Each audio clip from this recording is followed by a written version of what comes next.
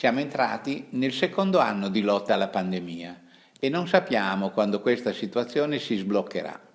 Ma una cosa è certa, che tutti rimpiangiamo i momenti di libertà e di svago che la vita ci ha regalato quando il Covid-19 non era ancora comparso all'orizzonte.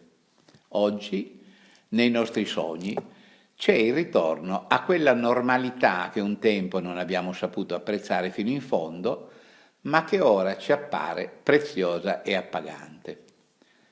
Parlando con la gente, rilevo che molti sentono la mancanza delle cene con gli amici, degli incontri spensierati, delle vacanze.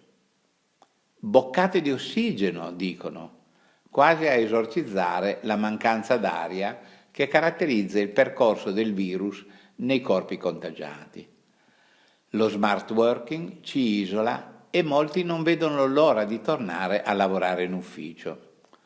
Non ho però ancora sentito nessuno che dica cambio vita. Eppure è evidente che volenti o nolenti dovremo affrontare delle riforme epocali che coinvolgono una gran parte dell'umanità. Infatti stiamo entrando in una nuova era. Secoli addietro la società rurale rappresentava il modello principale di sviluppo. Poi è arrivata la rivoluzione industriale, recentemente soppiantata dall'elettronica che ha aperto le porte alla telematica, la quale ci proietta in un mondo che non abbiamo ancora compreso e che non siamo preparati ad affrontare. Un mondo fatto di velocità, di intelligenza artificiale e apportatore di nuove sfide. Un mondo che richiederà attenzione e rigore a tutti i livelli e che ci impone di accettare l'evoluzione dei tempi e collaborare al cambiamento, anche se la strada appare tutta in salita. Fino a ieri, anteponendo spesso l'interesse personale al rispetto delle regole comuni, abbiamo identificato il senso della vita nelle soddisfazioni che la società dei consumi ci proponeva e ci siamo illusi che le condizioni acquisite potessero durare per sempre. In pratica ci siamo scordati dell'impermanenza che caratterizza tutti i fenomeni.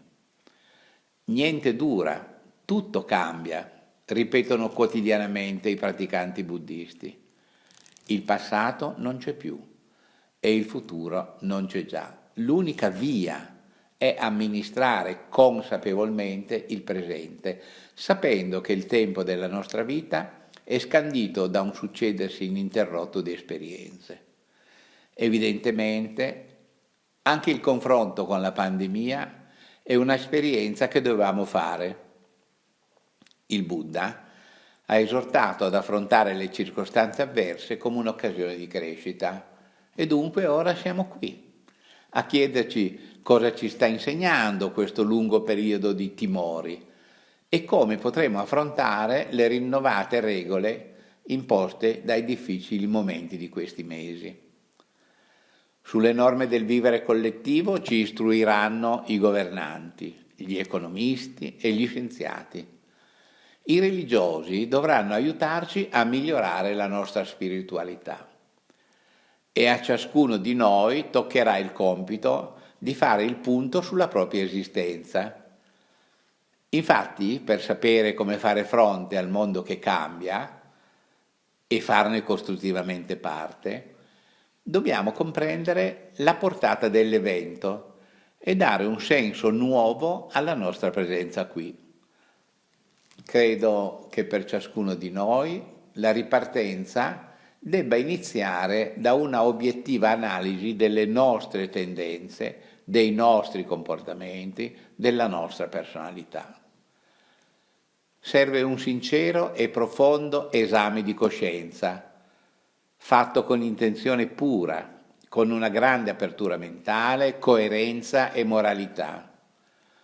Innanzitutto dobbiamo analizzare le esperienze negative del passato, liberandoci dalle cicatrici che hanno lasciato in noi.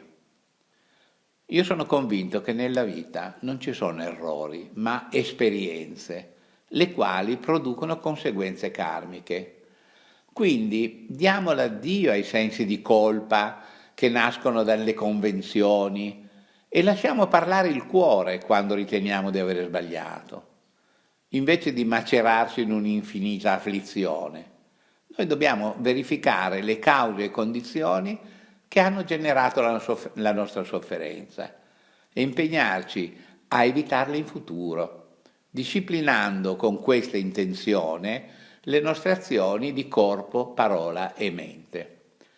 La pandemia ci ha fatto temere la morte e ci ha fatto scoprire quanto preziosa sia la vita.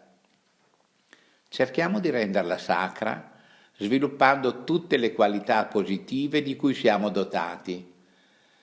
Eliminiamo i veleni della mente, desiderio, attaccamento, rabbia, avversione, illusione, confusione, che sono alla radice dei pensieri perturbanti e delle emozioni distruttive.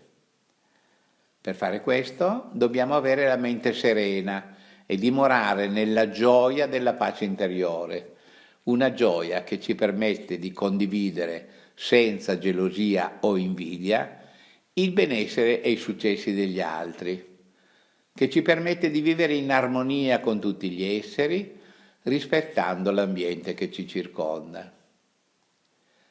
A coloro che sono alla ricerca di un metodo e mi chiedono come fare a ripartire, io suggerisco di affidarsi alla guida delle rispettive tradizioni di appartenenza, che sono ricche di saggezza e colme di citazioni e di esempi.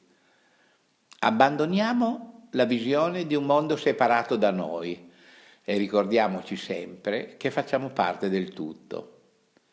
I rancori, le vendette, i progetti negativi, le parole non dette, ricordiamo le parole non dette, le sensazioni represse, sono un peso per la nostra mente, tormentata dai pensieri discorsivi e dalle elaborazioni concettuali. Dobbiamo sbarazzarcene. Lasciamo che lo spirito si elevi sempre più verso il bene.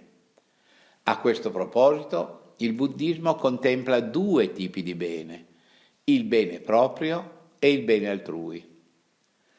Il proprio bene si ottiene sviluppando qualità virtuose sulla spinta della pace che tutti desideriamo, dimorando nella coscienza luminosa che originariamente è presente in ogni essere, non facendoci condizionare dal dualismo e dalla causalità.